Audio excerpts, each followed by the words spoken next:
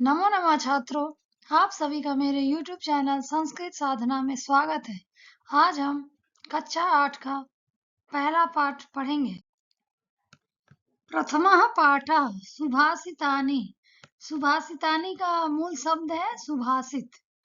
सुभाषित दो शब्दों से बना है, पहला है सु, दूसरा है भाषित। सु का अर्थ है सुंदर या मधुर और भाषित का अर्थ है वचन, अर्थात सुभाषित मतलब सुंदर वचन। प्रस्तुत पाठ में जो श्लोक है वह सुक्ति मंजरी, नीति शतक, मनुस्मृति, शिशुपाल वधम, पंचतंत्रम इत्यादि पुस्तकों से लिया गया है।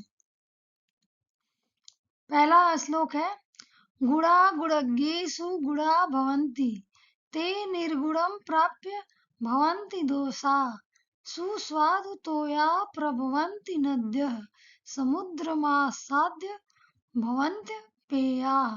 इसका अन्वय है गुणा गुणज्ञेषु गुणा भवन्ति ते निर्गुणं प्राप्य दोषा भवन्ति नद्यः सुस्वादुतोया प्रभवन्ति समुद्रम आसाद्य अपेया भवन्ति। इसका अर्थ है गुड़ा यानी गुड़, गुणज्ञेषु गुड़ी लोगों के, गुड़ा भवन्ति गुड़ होते हैं, ते मतलब वे यानी कि गुड़, गुड़ निर्गुणम प्राप्य दोषा भवन्ति यानी गुड़ जब निर्गुण के पास होता है, गुण निर्गुण मतलब गुणहीन व्यक्ति के पास होता है, तब दोषा भवन्ति वह दोष हो जाता है। नद्यः सुस्वादुतोया प्रभवन्ति अर्थात नद्यः नदी, सुस्वादुतोया मीठी जल वाली, स्वादिष्ट जल वाली नदियां प्रवहन्ति यानी बहती रहती हैं। समुद्रम आसाद्य अपेया भवन्ति अर्थात जब समुद्र में मिल जाती हैं या प्राप्त हो जाती हैं तो अपेया भवन्ति यानी अपेय हो जाती हैं, यानी कि उसे हम पी नहीं सकते। गुड़ जब तक गुड़ी लोगों के पास होता है तब तक गुड़ होता है, परंतु जब वह निर्गुण अथवा गुणहीन व्यक्ति के पास होता है तो वह दोष बन जाता है। जैसे स्वादिष्ट जल वाली नदियां बहती रहती हैं, लेकिन समुद्र में मिलते ही अपेय हो जाती है, अर्थात पीने लायक नहीं रहती। इसका मतलब है कि हमें हमेशा अच्छे लोगों के संगति में रहना चाहिए। श्लोक नंबर 2 है साहित्य संगीत कला विहीन साक्षात पशु पुक्ष विषाणहीन तृणं न खादनपि जीवमानः तद्भागधेयं परमं पशूनाम। इसका अन्वय है साहित्य संगीत कला विहीन पुक्ष विषाणहीन साक्षात पशु तृणं न खादन अपि जीवमानः तत् पशूनां परमं भागधेयम्। इसका अर्थ है साहित्य संगीत कला विहीन मतलब बिना, साहित्य संगीत कला के बिना, पूछ मतलब पूछ, विषाण मतलब सींग, हीना बिना पूछ और बिना सींग का के साक्षात पशु के समान है। तृणम न खादनपि, तृणम मतलब घास, घास नहीं खाता है फिर भी जीवित है। तत् पशुनाम, यह पशुओं के लिए परम सौभाग्य की बात है। इसका अर्थ है साहित्य संगीत और कला रहित व्यक्ति बिना पूछ और बिना सींग वाला साक्षात पशु है जो घास न खाकर भी जीवित है। यह उन पशुओं के लिए सौभाग्य की बात है, अर्थात जिसे साहित्य संगीत और कला का ज्ञान न हो वह पशु के समान है।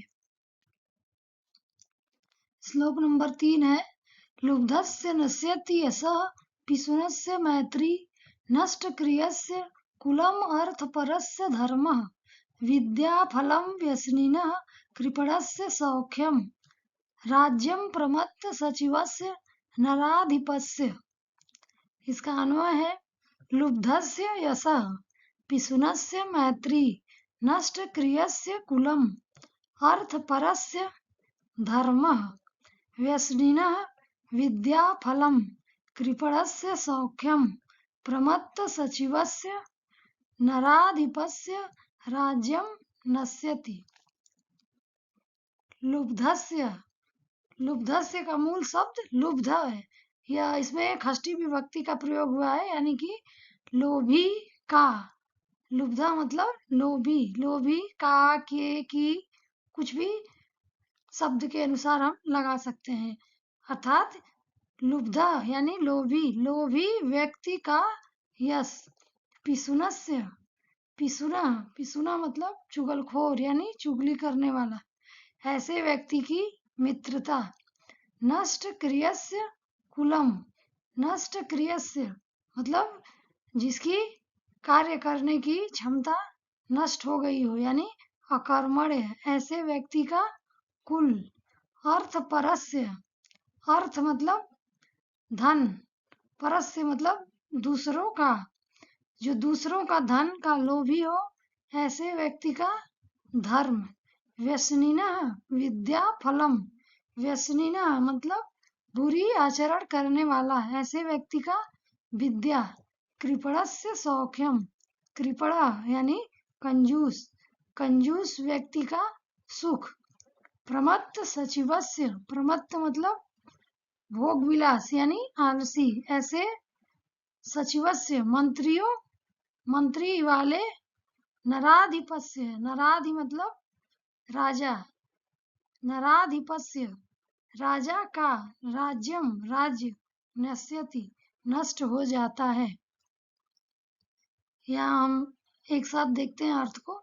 लालची व्यक्ति का यश, चुगलखोर व्यक्ति की मित्रता, अकर्मण्य व्यक्ति का वंश, धन के लोभी व्यक्ति का धर्म, बुरी आचरण करने वाले की विद्या, कंजूस का सुख और आलसी मंत्रियों वाले राजा का राज्य नष्ट हो जाता है। श्लोक नंबर 4 है पीत्वा रसम तु कटुकम मधुरम समानम माधुर्यम एव जनयेत मधुमक्षिकासौ संतः तथैव सम सज्जन दुर्जनानां श्रुत्वा वचः मधुर सुक्त रसम सृजन्ति। इसका अन्वय है असौ मधुमक्षिका तु कटुकम मधुरम समानम पीत्वा माधुर्य एव जनयेत तथैव संतः सम सज्जन दुर्जनानां वचः श्रुत्वा मधुर सुक्त रसम सृजन्ति।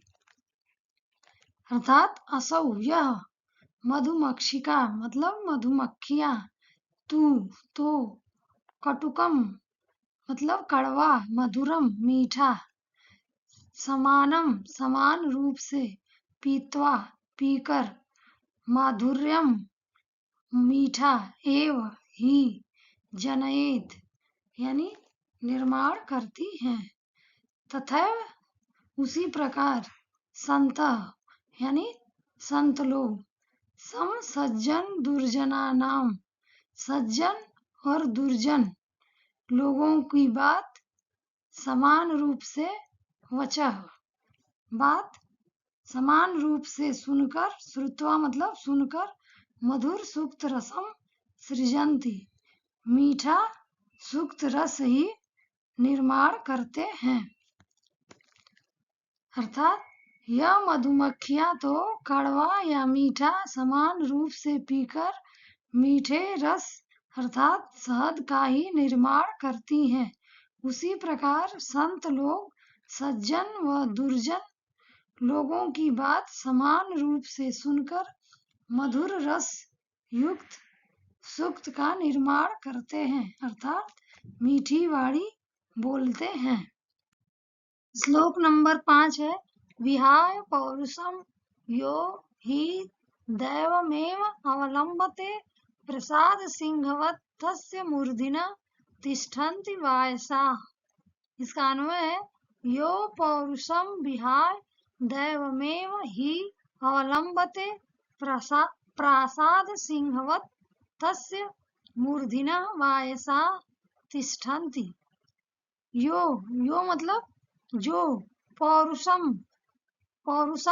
परिश्रम, विहाय छोड़कर, दैव मतलब भाग्य का ही मतलब निश्चित रूप से, अवलंबते सहारा लेता है, प्रासाद सिंहवत उस व्यक्ति की स्थिति, प्रासाद सिंहवत मतलब महलों में बने हुए सिंह के समान, तस्य जिसके, मूर्धना सिर पर, वायसा मतलब कौवा, तिष्ठन्ति बैठा रहता है। इसका अर्थ है जो व्यक्ति परिश्रम को छोड़कर भाग्य का सहारा लेता है, उस व्यक्ति की स्थिति महलों में बने हुए शेर की तरह हो जाती है, जिसके सिर पर कौवा बैठा रहता है। श्लोक नंबर 6 है पुष्प पत्र फल छाया मूल वलकल दारुभिः धन्याः महीरुहा येषां विमुखं यान्ति नार्थिनः। इसका अन्वय है महीरुहा पुष्प पत्र फल छाया मूल वलकल दारुभिः धन्याः येषां अर्थिनः न विमुखं यान्ति। महीरुहा मतलब पेड़, पुष्प फूल, पत्र मतलब पत्र, फल, छाया यानी छाया, मूल जड़, वलकल पेड़ों की छाल, दारुभी मतलब लकड़ी, धन्या मतलब धन्य है, एसाम जिसके कारण, अर्थिना यानी मांगने वाला, याचक, नहीं, विमुखम निराश होकर, यान्ति नहीं जाता है, यानी फूल पत्र फल छाया जड़ पेड़ों की छाल लकड़ी आदि से युक्त पेड़ धन्य है, जिसके कारण याचक कभी भी निराश होकर नहीं जाता है। अर्थात पेड़ों के पास बहुत कुछ है, जो भी है वह दूसरों को दान कर देता है। श्लोक नंबर 7 है चिंतनीया हि विपदा आदावेव प्रतिक्रियाः न कूप खननम युक्तम प्रदीप्ते वहिन्या गृहे। इसका अन्वय है विपदाम आदौ एव हि प्रतिक्रिया चिंतनीया गृहे वहिन्या प्रदीप्ते कूप खननम न युक्तम। विपदाम मतलब विपत्ति या मुसीबत, आदावेव को हमने अलग अलग करके लिखा है। आदव एव मतलब शुरू में ही मतलब निश्चित रूप से, प्रतिक्रिया मतलब उसका समाधान, चिंतनीया मतलब ढूंढ लेना चाहिए या उस पर चिंतन करना चाहिए। गृहे घर में, वहिन्या मतलब अग्नि के द्वारा, प्रदीप्त हो जाने पर या जल जाने पर, कूप खननम कुआं खनना, न मतलब नहीं, युक्तम मतलब ठीक नहीं है। इसका अर्थ है मुसीबत आने से पहले ही समाधान ढूंढ लेना चाहिए, मुसीबत के आने के बाद उसका समाधान ढूंढना उसी प्रकार अनुचित है जिस प्रकार घर में आग लगने के बाद कुआं खोदना। अब यहाँ पर हम शब्दार्थ पढ़ते हैं। गुड़गेसु, गुड़ियों में। सुस्वादु तोया, स्वादिष्ट जल। प्रभवंती, निकलती है या उत्पन्न होती है। समुद्रमा साध्य, समुद्रम प्लस असाध्य, इसमें दो शब्द हैं। समुद्र में मिलकर या पहुंचकर। भवंती पेया, भवंती प्लस अपेया, यानी पीने योग्य नहीं होती है। विषाणहीना, विषाणहीना, सींग के बिना। खादन अपि, खादन प्लस अपि, खाते हुए भी। जीवमाना, जिंदा रहता हुआ। पिसुनस्य, चुगलखोर या चुगली करने वाले की। व्यसनिनः, बुरी लत वाले की। नराधिपस्य, नर और अधिपस्य दो शब्द हैं इसमें। राजा का के की। जनएन मधुमक्षिका सौ, जनएत मधुमक्षिका असौ, इसमें तीन शब्द हैं। यह मधुमक्खी पैदा करती है या निर्माण करती है। संतः तथैव, अर्थात संतः तथा एव, इसमें भी तीन शब्द हैं। वैसे ही सज्जन लोग। सृजंती, निर्माण करते हैं। वायसा, कौवे। वल्कल, पेड़ की छाल। दारुभी, लकड़ियों द्वारा। महीरुहा, वृक्ष। कूप खननम, कुआं खोदना। वहिन्या, अग्नि के द्वारा। धन्यवाद बच्चों। अगर आपको इस पाठ से संबंधित कुछ भी पूछना हो तो आप कमेंट में जरूर लिखें। वीडियो को लाइक करें और चैनल को सब्सक्राइब करें। Thank you.